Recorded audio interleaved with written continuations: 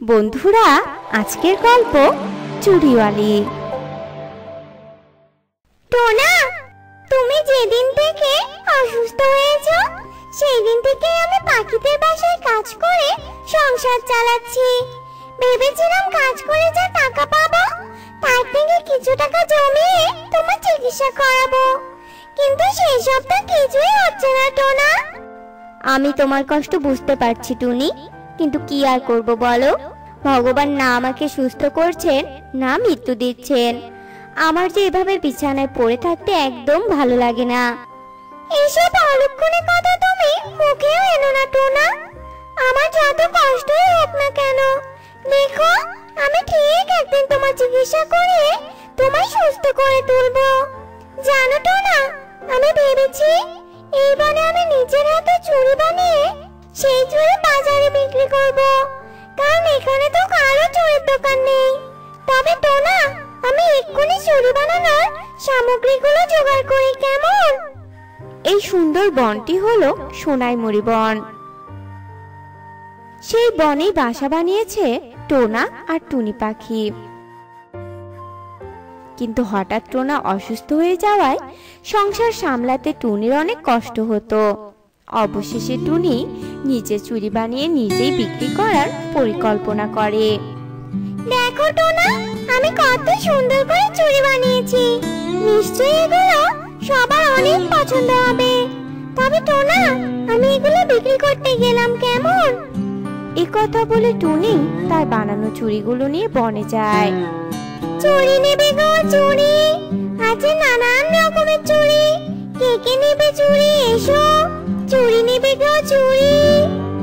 টুনির এমন আওয়াজ শুনে সেখানে সুখী পায়রা মিষ্টি দিয়ে চলে আসে, আর এত সুন্দর চুড়ি দেখে তো তারা অনেক খুশি হয়। আরে বাহ টুনি, তোমার চুড়িগুলো তো অনেক সুন্দর। আমি আগে কখনোই এত ভালো ভালো চুড়ি দেখিনি, জানো? দাও দাও টুনি, আমাকে 1 ডজন চুড়ি দাও তো।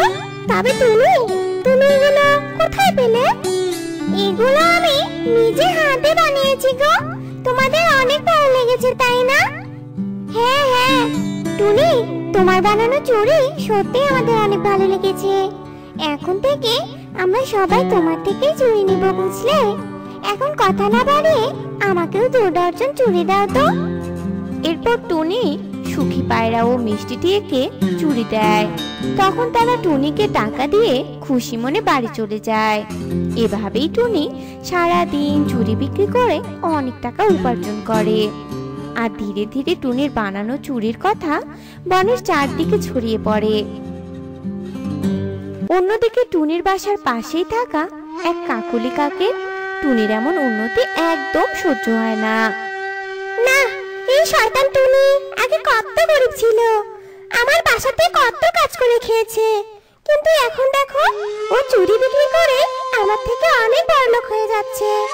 না, আজ থেকে আমিও ওর মতো চুড়ি বানিয়ে বিক্রি করব, তখন সবাই আমার থেকে চুড়ি নেবে, আর আমিও তখন অনেক টাকা উপার্জন করে ওর থেকে বড়লোক হব। এইসব পরিকল্পনা করে কাকুলি কাক সেদিন থেকে চুড়ি বিক্রি করা শুরু করে। কি গো শালু শালি, কোথায় যাচ্ছ তুমি? তা আবার আমার বানানো চুড়ি না নিয়ে যাচ্ছ? এসো এসো, চুড়ি কিনে নাও আমার থেকে। জানো, আমি এই ভালো ভালো চুড়িগুলো অনেক সস্তা দামে বিক্রি করি গো। না না না না কাকুলি, আমি তোমার থেকে কোনো চুড়ি কিনবো না। তোমার বানানো চুড়ির থেকে টুনির চুড়ি অনেক ভালো, বুঝলে? তাই তুমি যতই সস্তা দামে চুড়ি বিক্রি করো না কেন, আমরা কেউই তোমার চুড়ি কিনবো না। এই কথা বলে শালু শালিক রেগে সেখান থেকে চলে যায়। কি, আমার বানানো চুড়ির থেকে টুনির বানানো চুড়ি অনেক ভালো? দাঁড়াও টুনি, আর যে করে হোক তোমার চুড়ি আমি ভেঙেই ছাড়বো, তখন দেখি তোমার এই ভাঙা চুড়ি কে কিনে নেয়। এ কথা বলে কাকুলি কাক টুনির বাসায় যায়, আর সুযোগ বুঝে কাকুলি টুনির বানানো সব চুড়ি ভেঙে দিয়ে ছুটতে পালিয়ে যায়। আর এসবের কিছুই টোনা জানতে পারে না, কারণ টোনা ঘুমিয়েছিল। আর একটু পরেই টুনি বাসায় ফিরে আসে। হায় ভগবান, কে আমার এত বড় সর্বনাশ করলো? আমি একটু আগেই চুড়িগুলো বানিয়ে বনে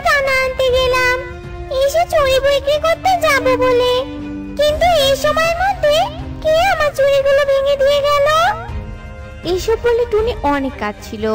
আর এইভাবেই কাকুলি কাক রোজ এসে টুনির চুড়ি ভেঙে দিয়ে যেত।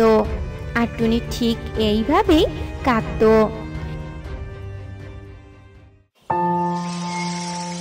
একদিন সকালে টুনি অনেক কষ্ট করে চুড়ি বানায়। যাক, অবশেষে আমার চুড়ি বানানো শেষ হলো। তবে আমি এখন একটু বাজারে যাই, ঘরে একটু বাজার নেই। তাড়াতাড়ি ফিরে এসে আবার চুড়িগুলো বিক্রি করতে যাব। এ কথা বলে টুনি খুশি মনে বাজার করতে যায়। আর এই সুযোগে কাকুলি কাক এসে টুনির বানানো সমস্ত চুড়িগুলো চুরি করে তার বাসায় নিয়ে যায়। এদিকে বাজার শেষ করে টুনি যখন তার বানানো চুড়িগুলো দেখতে না পায়, তখন টুনি ভীষণ ভেঙে পড়ে। সে কি, আমার তো সব চুড়ি এখানেই রেখে বাজার করতে গেলাম, তবে আমার চুড়িগুলো কে নিয়ে গেল? এতদিন আমার চুড়িগুলো ভেঙে নিয়ে গেছে, আর এখন কিনা চুরি করে নিয়ে যেতে ধরেছে। তবে ঠিক আছে, আজ থেকে আমি আর চুড়ি বানাবো না। তখন দেখি কে আমার সর্বনাশ করতে আসে। এসব বলে টুনি অনেক কাঁদতে থাকে। আর সেদিন থেকে টুনি আর চুড়ি বানায় না। টুনিকে এতদিন চুড়ি বিক্রি করতে না দেখে একদিন সব পাখিরা তার বাসায় আসে। কি গো টুনি, তুমি এখন চুড়ি বিক্রি করো না কেন বলো তো? আর দুদিন পরে তো আমার মেয়ের বিয়ে। আমি তো ভেবেছিলাম তোমার বানানো চুড়ি আমার মেয়ের হাতে পরাবো, কিন্তু এখন তোমাকে আর চুড়ি বিক্রি করতে দেখা যায় না কেন বলো তো? তুমি কি এখন আর চুড়ি বানাও না নাকি? হ্যাঁ, এবার বলো তো কি হয়েছে তোমার? এরপর টুনি তার চুড়ির ব্যাপারে সব কথা পাখিদের খুলে বলে। সব শুনে পাখিরাও অনেক কষ্ট পায়। আহারে টুনি, তুমি আর কষ্ট পেও না কেমন? একদিন তুমি নিশ্চয়ই সেই চোরকে খুঁজে পাবে, বুঝলে? তবে এবার আমরা আসি গো। এরপর তারা সেখান থেকে চলে যায়। এভাবে বেশ কিছুদিন কেটে যায়। আর টোনাটুনির সংসারেও অনেক অভাব দেখা দেয়। একদিন টুনি অসহায় হয়ে কাকুলি কাকের বাসায় যায় সাহায্য চাইতে। তখনই টুনি দেখে তার বানানো চুড়িগুলো কাকুলির বাসায়। তখন টুনি অনেক রেগে যায়। সে কি কাকলি বল, আমার বানানো চুড়ি তোমার বাসায় কেন? ও, এবার আমি বুঝেছি। এতদিন তাহলে তুমি আমার চুড়িগুলো ভেঙে দিয়েছো। দাঁড়াও, আমি এক্ষুনি সবাইকে এই খবরটা জানাচ্ছি।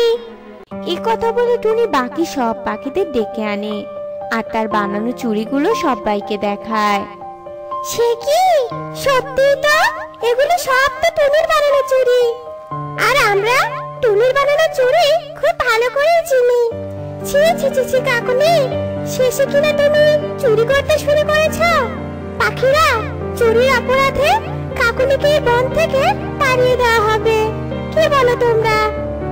সুখী পায়রার কথায় সব পাখিরা সম্মতি দেয় আর কাকুলি কাককে বন থেকে তাড়িয়ে দেওয়া হয়। আর তখন থেকে টুনি আবারও চুড়ি বানিয়ে বিক্রি করত আর সুখেই দিন কাটাতো।